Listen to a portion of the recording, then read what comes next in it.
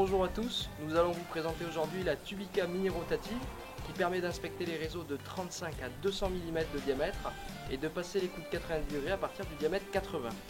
Son atout majeur, la tête est rotative à 360 degrés, ce qui assure un diagnostic complet de la dégradation observée, la visualisation des piquages, l'analyse des emboîtements, et ce sur les réseaux horizontaux mais aussi verticaux pour les colonnes. La longueur du jonc, autrement dit du câble vidéo, est de 40 mètres.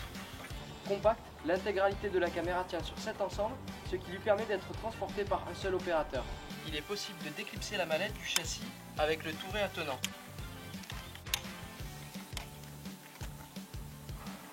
Une fois la mallette ouverte, il n'y a qu'un seul câble de liaison à brancher sur le canal CAM2. Il y a un détrompeur, donc une fois le câble inséré, on vient visser la bague de serrage. Le canal CAM1 quant à lui permet de brancher les caméras axiales. Il ne faut pas qu'elles aient la fonction compteur métrique. On va insérer le jonc dans l'axe de déroulement. Pour ce faire, on déverrouille, on insère et on vient reverrouiller l'ensemble.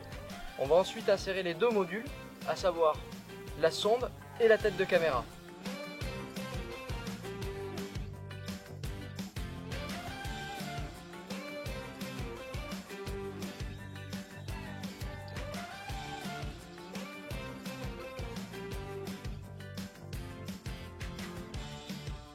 La caméra d'inspection Tubica Mini Rotative dispose d'un verre en cristal de saphir lui permettant de ne pas se rayer et la tête est étanche jusqu'à 10 mètres sous l'eau, autrement dit 2 barres de pression.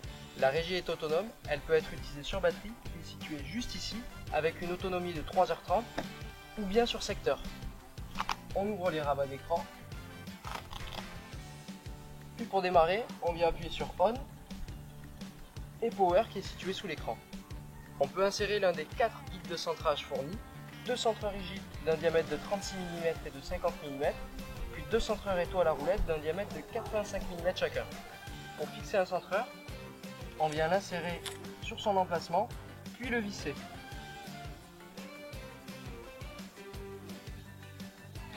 Une fois en place, on va pouvoir tirer sur le jonc pour le dérouler.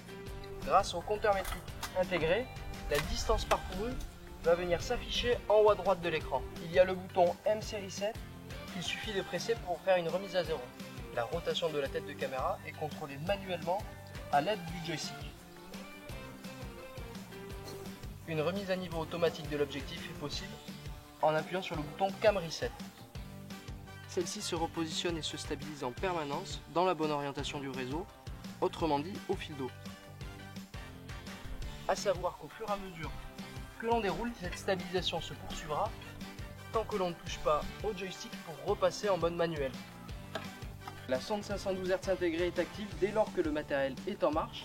Il suffit de repérer le signal avec un localisateur adéquat tel que le V-Loc. Concernant la régie et ses boutons, il est possible lorsque la luminosité est importante de venir replier les rabats d'écran comme ceci.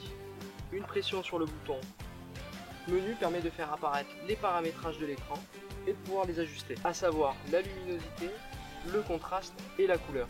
Il faut appuyer sur valider pour choisir la variable à ajuster, puis bas ou haut pour diminuer ou l'augmenter. L'interface disparaît toute seule au bout de 10 secondes ou bien en appuyant sur le bouton menu.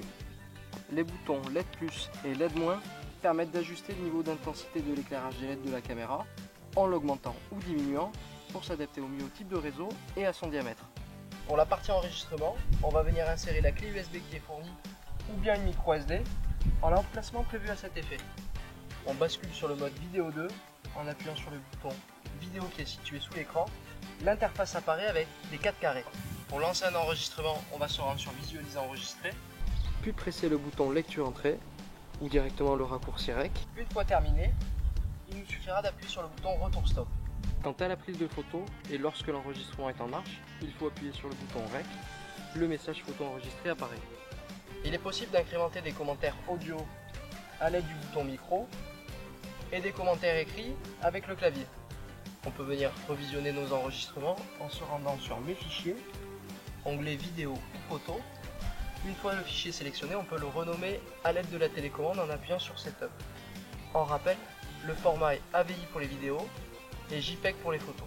Afin de retirer l'USB en toute sécurité, on va descendre sur retirer USB, appuyer sur play, puis sur OK pour valider.